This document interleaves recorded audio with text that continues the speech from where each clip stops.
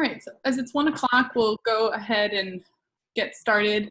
Hello, everyone. My name is Gwen Perry. I'm the Director of Education and Workforce Development with Hospitality Maine. It's nice to meet some of you and see some of you, albeit remotely on Zoom. I'm really grateful to Emily Silva, who's I've been working with for a few weeks now on a project in collaboration with Eastern Maine Community College. And she's a public health expert. She works with the Opportunity Alliance, which is a community action network based out of Cumberland County. Yeah, we had connected a few weeks ago, or when I first joined the association, I guess I should say.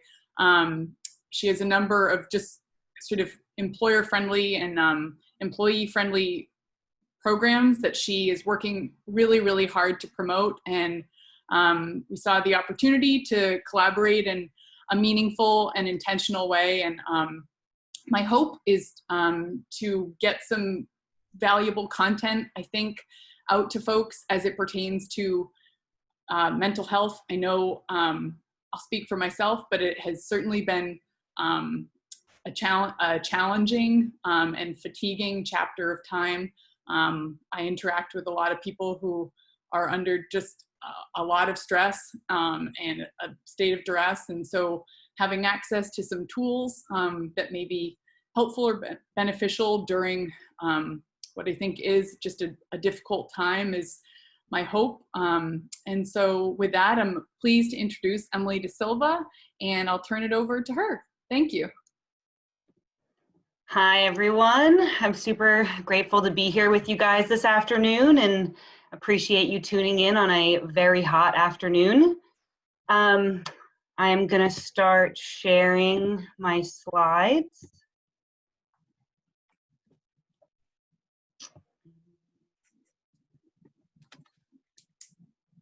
Can everybody see that?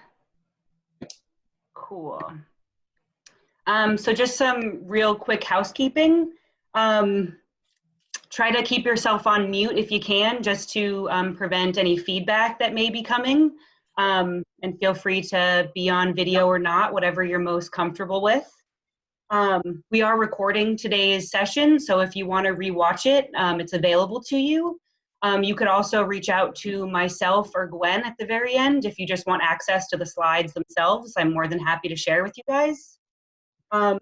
And lastly, we are on the internet, and so if at any point in time I cut out or lag and you miss something, please feel free to stop me. And so with that, well, we are having some very stressful times. We are going to talk about stress management and ways we can be maintaining that resilience during these challenging times. More specifically, I'm going to be talking about the ways in which we can be taking care of ourselves, as well as what some coping strategies are. We're going to be talking about stress, how that leads people to escalate, and how we can effectively de-escalate them. We're going to be talking about the ways in which we can be taking care of each other and what some resources are out there that are available for folks. But before I do all of that, I was hoping to just kind of open it up and hear what people think or what comes to mind when you hear the word self-care.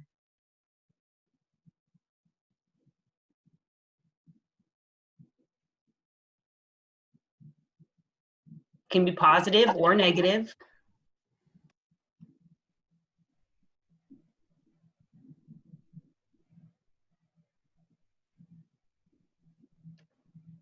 Not a problem. Actually, I'll say something. Let me say, am I okay? Our new phrase, can you hear me? Yeah. At the beginning of this challenging period of a lot of people were, I felt like a lot of people were stepping up their game. Now that I'm not doing blank, I can do this, and adding to the to-do lists and the self-expectations and the, especially if we're working from home. Oh, well then, if I don't have commute time, then I can cram this in. And if anyway, I feel like some of the expectations went up instead of down. And in the last several weeks, I've just, when I start to get that complete blinking overload feeling like that when my phone rings during a thing, I just try to stop and take a deep breath. Whatever it is, it can wait a moment while I take a deep breath and do some deep breathing and step back for a minute, make sure have I had my 3 meals? Have I had any exercise? That kind of thing, so that I can just think productively and not frantically. I'll stop there.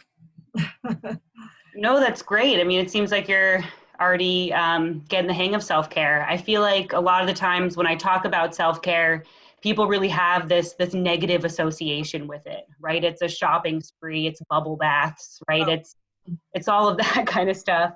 But really, right, self-care is not this act of self-indulgence, right? It is this act of self-preservation. And more than that, right, it is these activities and these practices that we are engaging in a very regular basis that really help us reduce stress and enhance our overall well-being in our life. And so self-care is really thought to be, right, the responsibility of the individual. But these practices have become really more important than they have ever been, as we are all experiencing this community-wide trauma. We are all trying to cope on top of all of the other things that we have going on and changes going on due to COVID. And so with that, we're going to be focusing on some coping strategies. And so coping strategies are the actions that we are taking consciously or unconsciously, right, whether we are aware of them or not, to deal with stress and problems and these uncomfortable emotions that we have sometimes. And so I'm going to be focusing on our healthy coping strategies because they help us to stay calm in moments that maybe are not so calm, right? We've got a ton of people vying for our attention or trying to de-escalate a situation in front of us. They also help us maintain resilience, right? That ability to bounce back from adversity. And they help us effectively manage stress, and they really increase our ability to perform, whether we are talking about at work or we are talking about in our home lives. And so I'm going to be focusing on the healthy coping strategies because these are the ones that really help us improve that emotional and mental well-being, and they have those long-lasting positive outcomes. And so while some of these may not necessarily provide that instant gratification, they do get us to where we want to go in the long term, right? As opposed to some of these unhealthy coping strategies that we tap into sometimes, right? These things may feel good in the moment, but they can have really long-term negative consequences, right? Whether we're talking about having a drink at the end of a day or overeating, right? These are not things that are necessarily bad in moderation, but we are creatures of habit. And so the more we lean on these things to cope when we are struggling, the more likely we are to see those negative outcomes. And so with that, that's why we focus on the healthy ones. And so I'm going to start off by talking about these things that I like to call micro fill-ups. And so this is when we are experiencing stress right now, right? We don't have the time to go and take a vacation or go for a long walk or whatever it may be. And we just have a couple moments that we need, right, to get present, to calm ourselves down so that we can deal with whatever we have to right in front of us. And so I want to give a massive shout to breathing exercises. This is something I even did before starting this, just because it really does help to calm nerves, reduce stress and anxiety. It can also help us control or reduce our anger response. It can help us relieve pain naturally. It can also help us manage cravings, right? If we are trying to go through these big changes in our life or we are trying to change our habits, they can be really helpful at managing those. But we also talk about the deep breathing exercises because when we feel threatened, it's in our nature where our breathing starts getting a lot faster. And so taking 3 deep breaths is the fastest way that we can let our brain and body know that everything's fine, right? We don't need to be in our stress response, right? It's okay out here. And so that's just breathing in through your nose, out through your mouth, 3 deep breaths. But there are also a couple of other breathing exercises that can be really helpful. And so these are ones like 4 square breathing. And so this is when we breathe in for 4 seconds, we hold it for 4 seconds, We breathe out for 4 seconds, and then we hold it. And so the difference between this one and just taking 3 deep breaths is it forces us to focus on our breath, right? And that is what allows us to take the mental break, to step outside of the thing that is stressing us out right in front of us, and just focus on our breathing, focus on getting our brain and mind calm and body, just so that we can tackle the next thing. And doing this as many times as you need to feel like you've got the desired effect. There's also 4-7-8 breathing. And so similarly, this is just when we breathe in for 4 seconds, we hold for 8, and then hold for 7 and exhale for 8. And so when we do this, this forces us to make our exhale twice as long as our inhale. And this is also something that our body responds really well to, and it helps to calm. And again, similar to the 4 square breathing, right? When we're taking the time to count out the seconds, we're also taking the time to slow ourselves down and get present with the moment that we're in. Another really effective coping strategy, right, when we're in the moment is called the 5-4-3-2-1.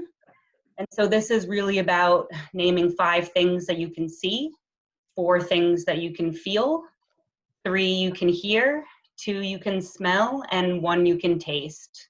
And again, similar to the breathing exercises, right, this really pulls us or forces us, right, to think about our surroundings, right? Stop thinking about the thing that is stressing us out immediately and just try to reground ourselves and where we are and what's going on and what our environment is.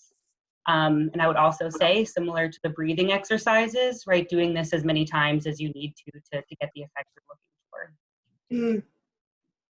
So the next thing we can do is we can really just remember to take a break, right? Our brain responds really well to short doses of input. So when we notice that we are stressed out right now, and again, right, we don't have time to take these massive breaks, just stepping away for a second, right? Going for a 90-second walk or going up the stairs, and then doing your breathing exercises for 90 seconds, right? It allows us to shift gears really well. And again, bring back our attention to what is important and what we have to be focusing on. The next thing we can do is we can really just remember to stop, right? Whenever we start getting stressed out, we start moving a lot faster, right? And in a way that's not necessarily helpful. And so we can remember to just pause for a moment, right? Acknowledge that we are stressed out or that something stressful is going on. We can take a deep breath, right, which just allows us to, again, get present, bring ourselves back into what's going on in front of us. And then we can remember to observe, right? What am I feeling? Am I also stressed out? Am I tired? Am I able to handle this right now?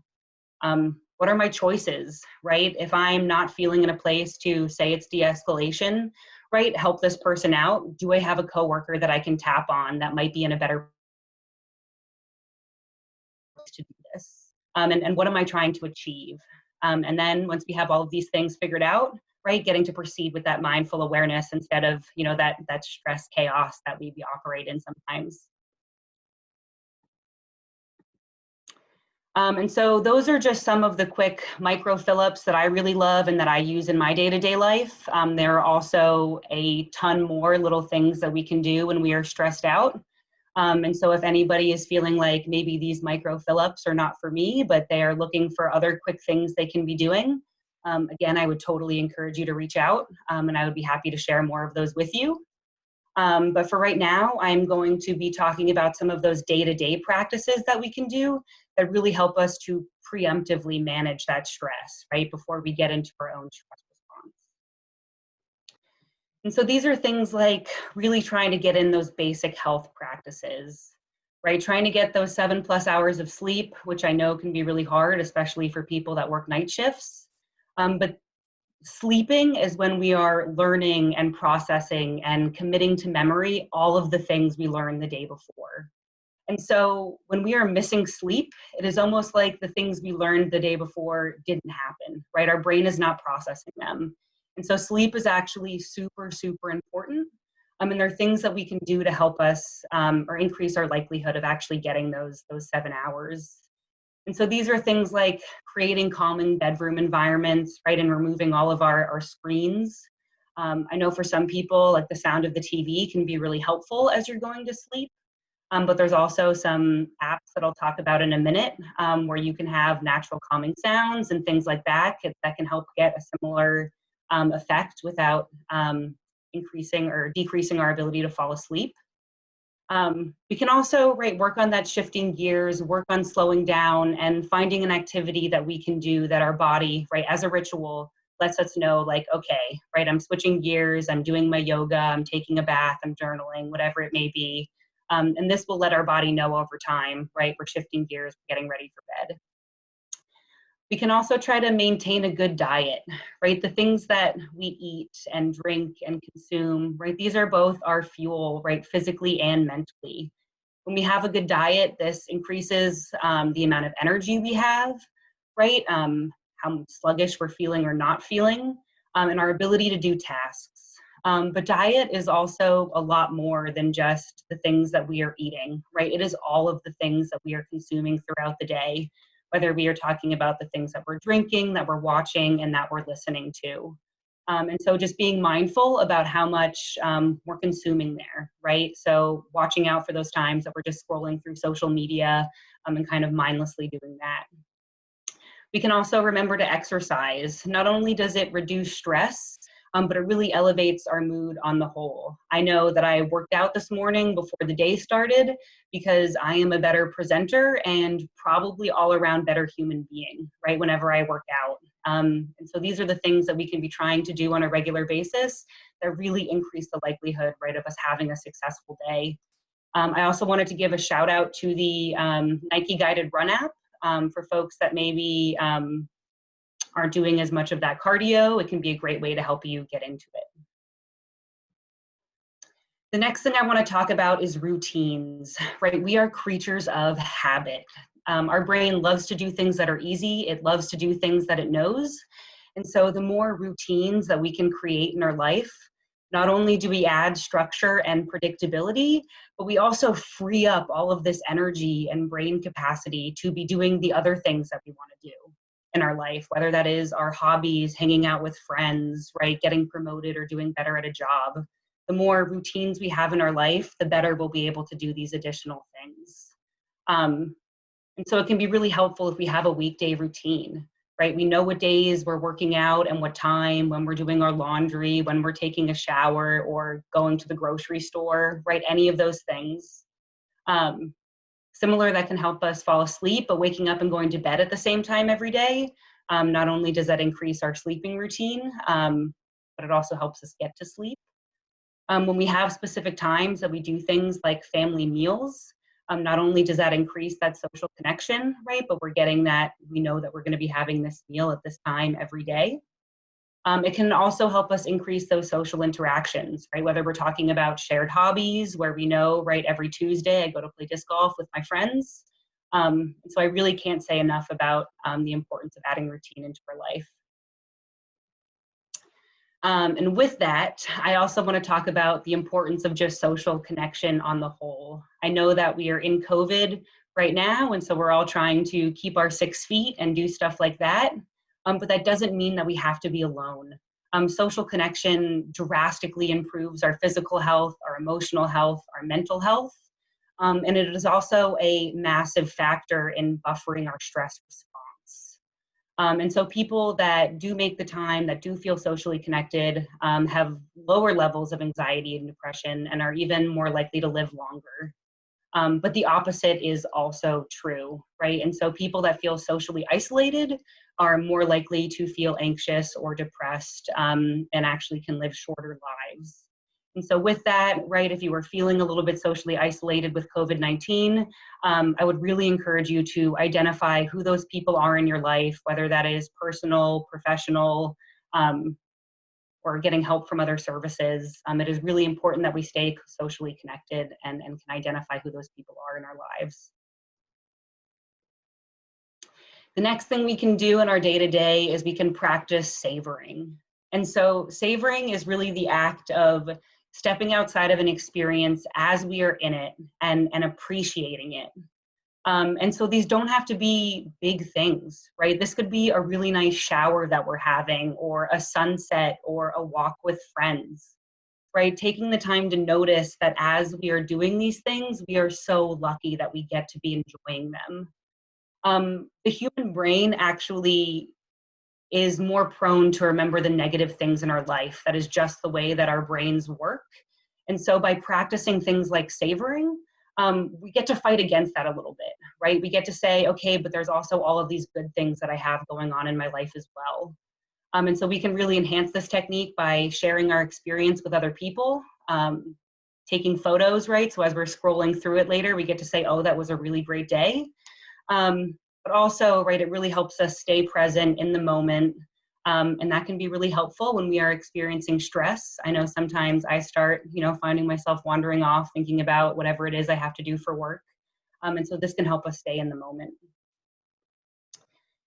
Similarly, we can practice gratitude. And so this is really the act of recognizing and appreciating the things that we have in our life, not necessarily in the moment.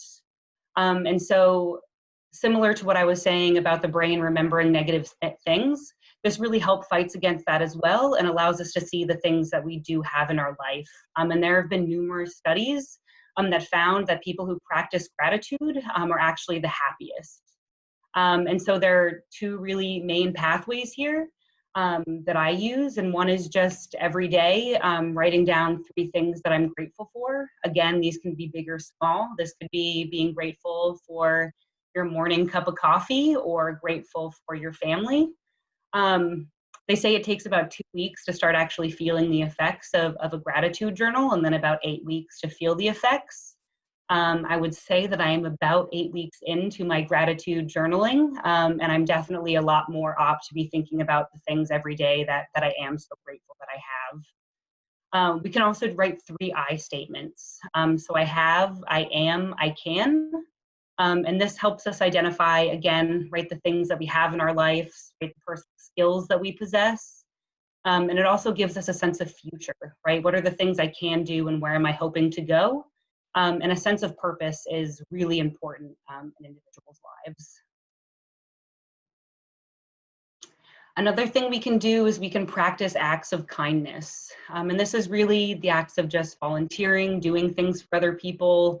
It could be spending money on someone else. Again, numerous studies have found that even if you're only talking about a couple dollars, people actually feel a whole lot better when they spend the money on other people than themselves. Also, right, doing acts of kindness allows us to step outside of ourselves for a moment, right? See this whole other big picture that is happening, right? This community in front of us, and step outside of our own problems, right? Which can feel like a lot when all we are doing about is thinking about the problems that we currently are experiencing. They also found that in some studies, if you want some bang for your happiness buck, trying to do a bunch of acts of kindness in a single day has proven to be really helpful, because it allows you to see, like, hey, I actually am doing something good and I'm making a difference. But also just like counting up your kindness, right? Say you enjoy bringing a book to a neighbor once a week, right? Just noting that to yourself, so you get to look back and realize, like, oh yeah, right, I do contribute, I do good things for other people. So the next thing we can do is practice meditation and mindfulness. And so this is really just the act of focusing on getting present, right? Letting go of whatever negative thoughts might be plaguing you at the moment, and just calming down your body and mind, and recognizing where you're at. Mindfulness and meditation can be hard for people that have been practicing this for a very long time. So I would definitely give yourself some time. But I also wanted to point people in the direction of some apps that are designed to help you do that.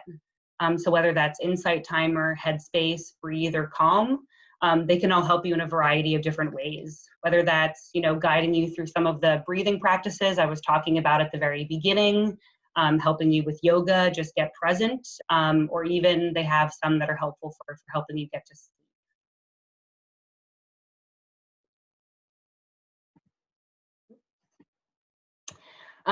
So the next thing we can do in our day-to-day is we can really try to stay inside of our circle of influence, right? And so our circle of influence is the things that we have direct control over. This is as opposed to our circle of concern, which is the things that we have no control over in our life. And so I think it's kind of like the rocking chair, right? Worrying about something will give you something to do, but you're not going anywhere with it.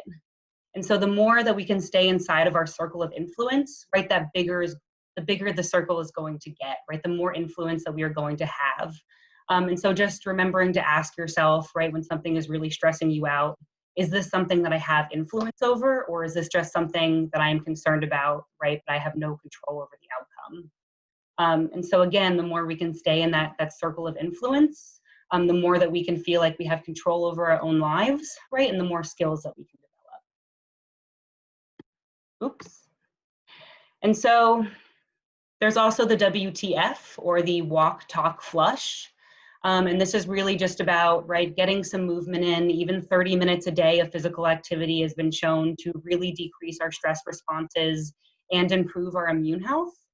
And then we can talk it out, right? We start healing and processing and all of this other stuff when we feel heard, right? I know sometimes a lot of us like to go with that mentality of, I'll just bury it deep down inside and it'll go away, right? But that is not how stress works. It finds a way of coming out, maybe in different ways, whether that's yelling at somebody that you don't know or crying for what seems like no reason, right? Stress finds a way of coming out. And so just taking the time to just talk about it, right? Let yourself be heard is really important. And then we can flush it out, right? We can drink water. Not only has it been shown to decrease cortisol, which is that stress hormone, but also studies are finding that drinking water has been really helpful to fight off COVID. So you have that twofer there. And so lastly, right, whether we are talking about our day-to-day practices or our coping strategies that we can use in the moment, I really just wanted to give a shout to when we are going down the rabbit hole, right? Even doing our things day to day that help us stay resilient, or having our in the moment coping strategies, right? We can still go down the rabbit hole. We can still get stressed out about stuff. And so I really just wanted to remind people to, above all, be compassionate with yourself. To also realize that any progress is progress. Don't let perfect be the enemy of better, right? Maybe you tried to do some breathing exercises this time around, but you just couldn't get yourself to do it, right? That's still progress. That's still making an effort, and that's still change. I would also mention that change is really hard. I think we can all agree as we are all going through massive changes right now.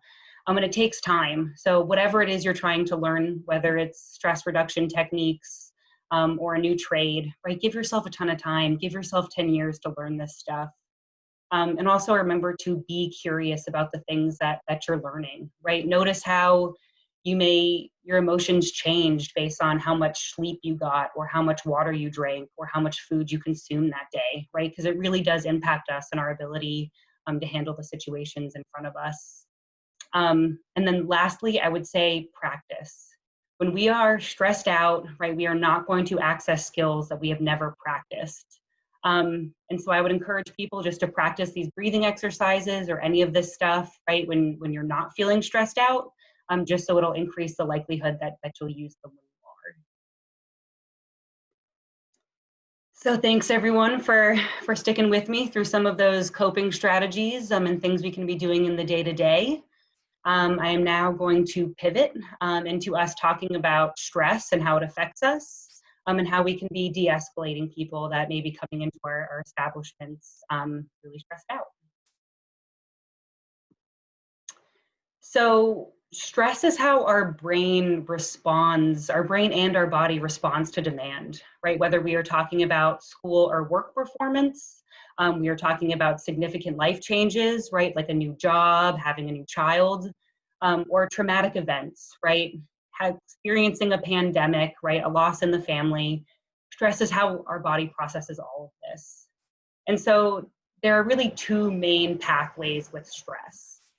When we experience predictable, moderate, and controllable amounts of stress, right? And so this may be things like having a busy dinner rush, but knowing that it's going to be busy, right? Or having an exam that you want to do well on, or a sports event that you want to do well on, right? These things are stressful, but they're tolerable. And so when we get through them, right, we are developing this tolerance to stress. We are developing resilience, right? That ability to bounce back.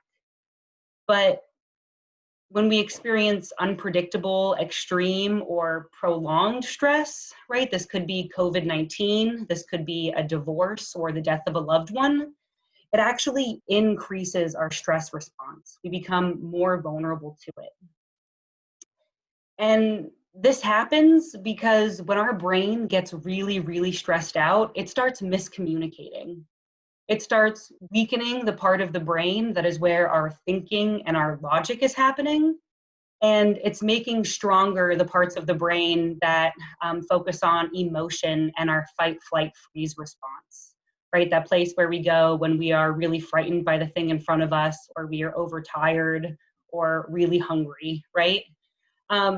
And so with that, right, we are all experiencing additional stress. We are all more likely to be in our stress response.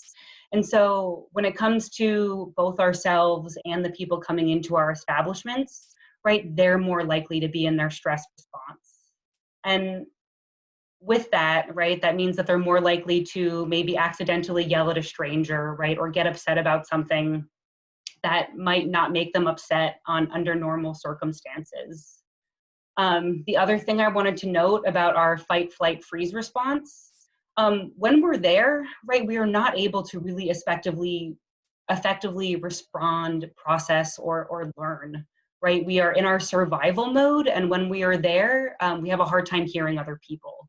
And I think that's especially effective to remember as we're talking about de-escalation. And so when it comes to de-escalation, we really want to remember to take it low and slow. And when I say that, I mean we want to lower the pitch and the volume of our voice. We actually have these things called mirror neurons in our brain, and so it is instinctual for us to match whatever the person is doing in front of us, right? And so if somebody is yelling at us, it is our instinct to match that and to start yelling back. And so when it comes to de-escalation, right, we have to fight that entirely. We have to lower the volume and pitch of our voice in the hopes, right, that they will regulate to us and that they will meet us there. We also want to keep a really matter-of-the-fact tone about the situation. As I was just talking about with our stress response, right, and our inability to kind of hear and process, keeping a matter-of-the-fact tone and just sticking to what the facts are is a lot less to process, right? And so really, in the case of wearing masks, right, explaining the policy, right, being incredibly respectful, right, about what you're saying. We realize that it's a bummer on everybody's end that we have to be doing this, but we need to be holding firm on that. The other thing we want to remember is not to be defensive. Definitely when people are worked up, right, they may say things to you that feels personal, right, or they're making digs at you. But we need to remember that it is not about us, right? This person who doesn't know me, who is really escalated in my establishment, right? They're just really stressed out and they're just saying whatever it is that's coming to their mind. And we need to remember that it's not about us, right? To just push that aside and keep going. The next thing we want to remember is not to preach, right? I think we can all agree that nobody wants to be preached to. But we also want to make sure that we are listening to what the people are saying, right? And that we are listening to understand their perspective and not just respond, right, with, well, this is the policy, right? Empathize with them, right? I totally hear you that you don't want to wear a mask, right? It stinks.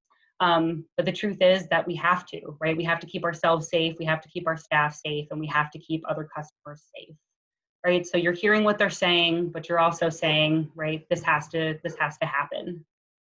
We can also empathize with people's feelings without empathizing with the behavior, right? We can empathize with the fact that, again, wearing a mask stinks, right? But we don't have to empathize with somebody who is swearing at you about this policy, right? That behavior, we don't have to empathize with that. The next thing we want to remember is to go slow, right? And this means to slow ourselves down, right? To check in with ourselves, to make sure that we are also in the right space to be handling this, that we ourselves are not in our fight, flight, freeze response. And so taking a couple deep breaths, right? Any of the practices that I was talking about at the beginning will do. And these are even things that you can do directly in front of people, right? That no one would notice. But also, right, when we slow ourselves down, this allows us to really appear more calm and confident, and this will help us de-escalate the situation. We also want to speak in short sentences. Again, going back to what I was saying about when we are escalated, when we are in our fight, flight, freeze, that we can't really hear what people are saying. We want to speak in short sentences to give them the chance to come back down, right? To come back into their logical brain and to hear what's going on. And so while people are still escalated, remember to speak in short sentences because they are a lot easier to process, and to pause in between sentences, again, to give people the time they need to hear what you're saying. Next, we want to remember to slow our body movement down, right? Whether this is excessive gestures. I know that I am a hand talker, so when I'm de-escalating a situation, I have to be really cognizant to not do that. Whether it's pacing, right, excessive fidgeting with something we have in our hand. All of these things are indicators that we as the de-escalator are anxious. And for somebody that is already escalated, who is already anxious, right, this can really increase the agitation that they are experiencing. And so again, when we can remember to slow ourselves down, slow our body down, this is going to increase the chances of us having a good outcome. I just wanted to quickly go over some other do's and don'ts of de-escalation. The first one is respond selectively, and so answer the real information seeking questions versus the abusive ones. And so say you're a host, right, and somebody comes up and they say, well, why do I have to wear this stupid mask, right? Maybe in more colorful language, but right, answer the question about why they have to wear the mask. That is a real information seeking question. But say they're getting really escalated and suddenly they go, and why are all hosts stupid, right? That's just an abusive question. It brings no value. It has no merit, right? That's a question that we don't answer at all and we just entirely leave. And so trying to remember to look for when they are actually seeking information in whatever form it's coming out, and remembering to just answer those. We also want to offer other solutions when we're able to do that, right? Sometimes there is no way around it, right? And so either in the case of the mask, right, it's like wear the mask or we can't serve you. But sometimes there are other situations where maybe we can wait to see if there's seating outside, or something like that. And so I'm trying to work with the people the best we can, even though I know sometimes that can feel hard when you are trying to help somebody that was just yelling at you. And so trying to remember to separate the behavior from the person in front of us. We also want to remember to position ourselves safely and keep a good distance. And that's especially easy right now with us all having to keep 6 feet. But especially when somebody is really escalated, really agitated, right? That is filling up the space in between you already, right? You do not need to be any closer to that person. And so just having our hands out in front of us in kind of this open and inviting way not only helps calm them down, but kind of we're able to move if we have to. And then I would also say trust your instincts, right? When you have a situation right in front of you, your stomach, your gut, right, gets a sense about what's happening. If this is an instance where you think that this is escalating beyond something that you can handle, right, get a manager, call the police if it's like really escalating out of control, but trust your gut, right? If you feel like something truly isn't right, listen to it.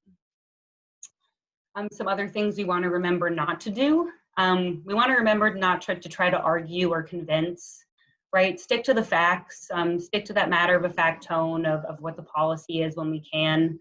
Again, when somebody is totally escalated, they have a hard time hearing you. And so when we're arguing with them, we're just feeding into that. Don't take it personally. Again, we are all experiencing stress with COVID-19. We are all more likely to be in our stress response, but we also have no idea what is going on in that person's life that is making them act this way. And while that never condones the behavior of yelling at somebody or saying derogatory terms, whatever it may be, we have to remember that this person is probably going through something a whole lot worse, right? And it is not about the situation that's happening in front of us, right? It's not about the masks or stuff like that. And coupled with that, we want to remember to not read too far into it. Again, there is so much going on. They could be acting this way for a million reasons. Just kind of focus on the situation that you have in front of you, while remembering that this person probably does have a lot of stuff going on. Similar to keeping that low pitch and tone, we want to remember to not get loud and try to talk over the person, as this is a surefire way to have them try to get louder than you are right now. And so again, even if you're feeling like I'm not being heard, right, this person is just yelling at me right now, fight that instinct, let them get it out, and try not to talk over them. And lastly, right, don't be judgmental. I know it can be really easy when the person in front of us is being disrespectful and rude, but it never really gets us anywhere. And so remember to try to fight that if it's coming up. And so lastly, right, well, I really wish there are no magic tricks when it comes to de-escalating somebody. And I really wish that there were. But really, right, we are just trying to simply project our own sense of calmness onto the other person, right, respectfully set those limits, in the hopes, right, that they meet us there, right, that they will calm themselves down too, that they will respect the limits, and that we'll be able to continue to have them come to our establishment, and all of that other stuff. And so with that, I wanted to take a quick pause and see if anybody had any examples of a time where they felt like they de-escalated a situation really well, or an example of a time where they felt like it didn't go well, and they wanted to talk it through, or if anyone just had any general questions about de-escalation.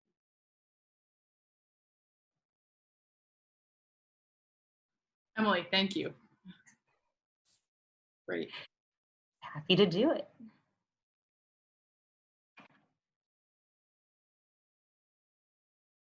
Cool. Well, in the interest of time, I'll keep going on. Again, my email will pop up at the very end. And so if anybody has an example they want to workshop then, or any of that, please feel free to reach out. And so as one of our last bits, I'm going to talk about community care. It really does take both self-care and taking care of each other and the community to really prevent burnout all the way around. And while community care does consist of a lot of things, I'm really going to be talking about the ways in which we can be taking care of our team, right, the people that we are working with. And I talk about community care because organizations can experience stress and trauma too, and I know that I am preaching to the choir right now with this one, as the food and hospitality industry has been dramatically stressed with COVID-19. But when we get stressed as a company, right, as an organization, it can lead for some breakdowns, right, whether that's in safety, trust, whether that's in health.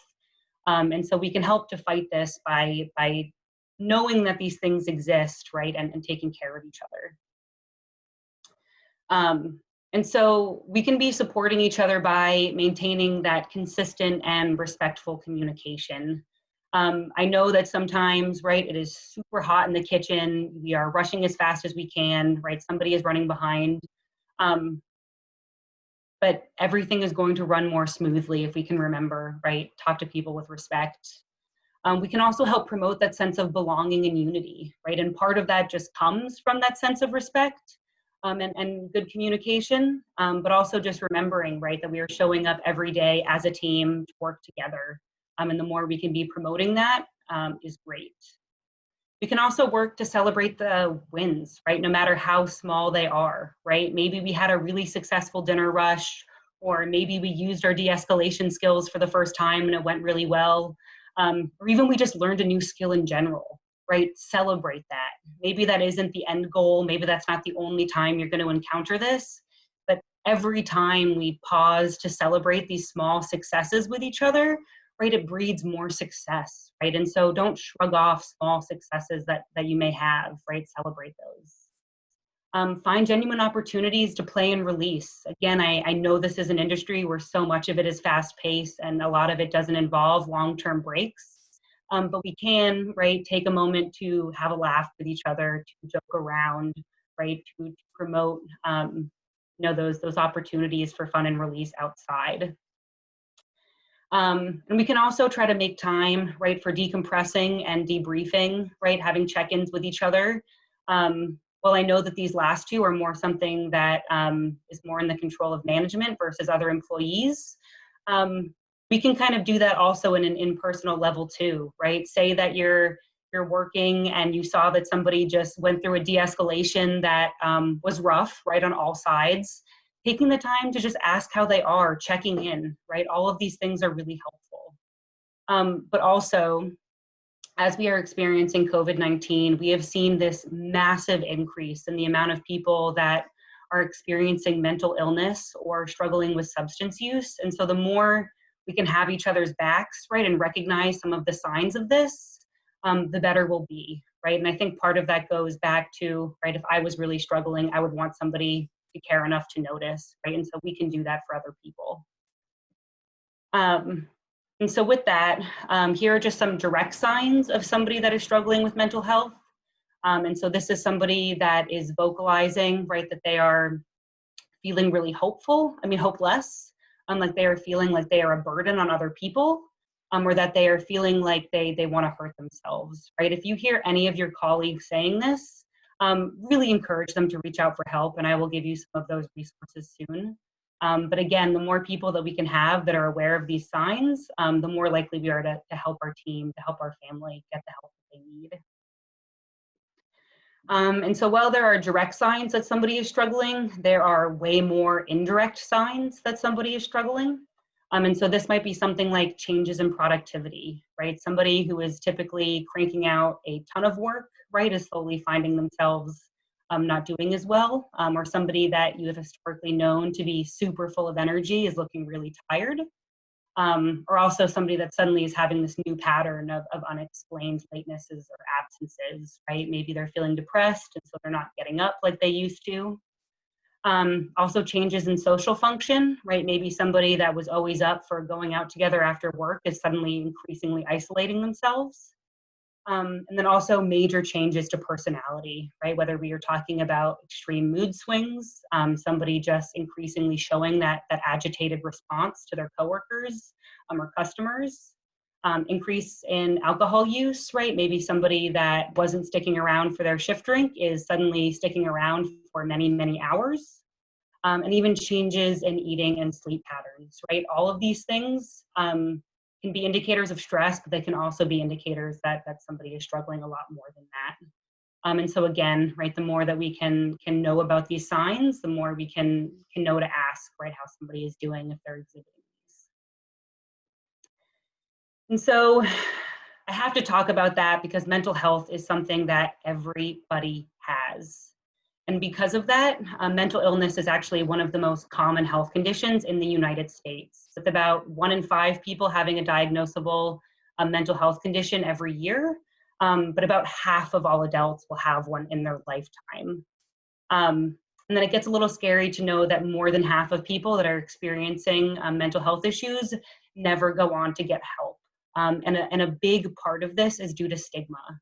Right? Well, somebody may never fault somebody for using a crutch to their broken leg, right? This is the same thing, right? It's not like somebody has to go into treatment for a tremendous amount of time, right? Getting the help we need when we need it can really allow us to bounce back, right? Just feeling like our normal self again. And so I want to make sure that people know where to go, right? Whether that is to call for themselves, for their family, for a colleague that they know is struggling. And so these are things like 211 for any general information, any service you might be looking for, even if you don't know what it is that you're looking for, they can help get you in the right direction. There's the intentional warm line. And so this is more of a peer-to-peer support. And so say you're feeling like you're really struggling with your mental health that day, calling and talk to somebody that's been through it. There's also the crisis line. And so this is for when you are in the middle of crisis, right? When you are feeling like I have no idea where to turn, no idea what to do, right? Call the crisis line. They can help get you access to resources. They can send somebody out to be with you right away. And similarly, the suicide prevention line can do that as well. I also wanted to give a quick plug for primary care providers. They also have their own network of services and can be really helpful in getting you access to services that you may need. And lastly, I wanted to talk about a workplace initiative that I created called YEEP. or the Youth Employment Assistance Program. This initiative is totally free. It is just for the food and hospitality industry, and it's really about focusing on individual and organizational wellness, as well as just increasing the awareness of the available mental health and substance use services that are out there for folks. And so we really run the gamut of doing a lot of different work. If this is something that you think that your organization might be interested in, I would highly encourage you to reach out. There's also more information on our website if you want to look into it that way. But whether you're looking for more tips on self-care, you're looking for ways to change your productivity, culture, whatever it may be, I'm here for the conversation and as a resource. And so with that, that is all the stuff that I have for you this afternoon. But again, would love to field any questions if there are any, and would encourage people to reach out to me if they come up later.